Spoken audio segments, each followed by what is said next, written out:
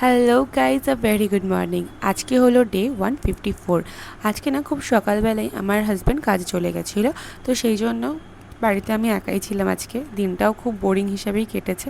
আরও ঠিকঠাক বাই না করলেন হ্যাঁ আমার মনটাই এমন খুঁতখুত করে। তো যাই হোক, ও কাজে চলে যাওয়ার পরে খুব বোর লাগছিল যে সারাদিন আমি কী করবো, একা একা ভালো লাগে না অ্যাকচুয়ালি। যতই কাজ করি না কেন কাজ তো শেষ হয়ে যায়, কিন্তু খুব বোরও লাগে। তো যাই হোক, তারপরে একটু জামা কাপড় কেচে চলে গেছিলাম স্নান করতে। স্নান সেরে আমার এই দুটো পুচকুজনাকে ঘুম থেকে তুললাম। তারপরে প্রতিদিনের মতোই পুজো দিয়ে চলে গেছিলাম ছাদে। আর যে পরিমাণ গরম পড়েছে না, আমি চেষ্টা করি যাতে রোজ দিনই যেন আমার পাখিগুলোকে বা স্কুইরেলগুলোকে ভালো করে জল দিতে পারি।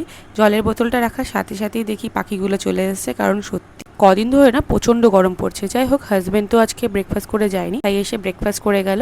তারপর একটু টাইম ছিল তাই স্কিন কেয়ার করলাম। আর ফ্রিজে রাখা ছিল এই আইসি পপটা, তো এটাও একটুখানি খেয়ে নিলাম। আর ঘরের কিছু কাজকর্ম করার পরে রাতের দিকে ও চলে এসেছিলো বাড়িতে। ও আসার সময় চিকেন নিয়ে এসেছিলো, তাই চটপট একটু চিকেন কষা টাইপের করে আর একটু স্যালাডও কেটে নিয়েছিলাম। তো আজকের জন্য এইটুকুই। দেখা হচ্ছে পরের ভিডিওতে। সবাই ভালো থেকো।